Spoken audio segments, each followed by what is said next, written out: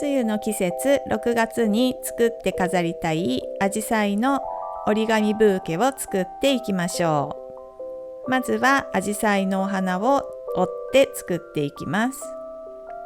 こちらの動画は動画レッスン折り紙ブーケキットのダイジェスト版になっています。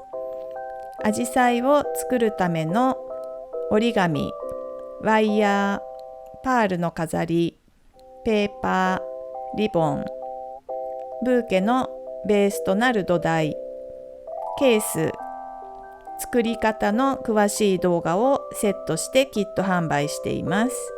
よろしければ概要欄をご覧いただきご利用ください。アジサイの下につける緑のカバーを折って作っていきましょう。作り方の動画にはテロップやナレーションをたくさん入れています。初めての方でもお一人で楽しく作っていただくことができます。アジサイのお花ができたら、お花を組み合わせてブーケにしていきましょう。お花を7つ集めて、1つのアジサイのお花をイメージし、ブーケに仕上げていきます。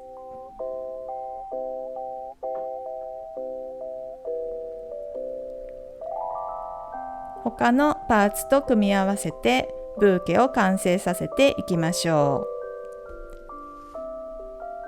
最後はリボンの先を可愛くカットして仕上げていきましょう。リボンを半分にふんわりと折り曲げ、輪っかになっていない方からカットします。半分にこのように曲げて、輪っかになっていない方を長く、輪っかになっている方を短くカットしていきます。こんな感じにカットしてください。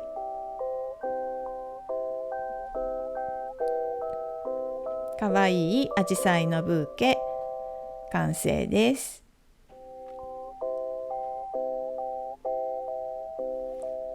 皆さんも作ってみてくださいね。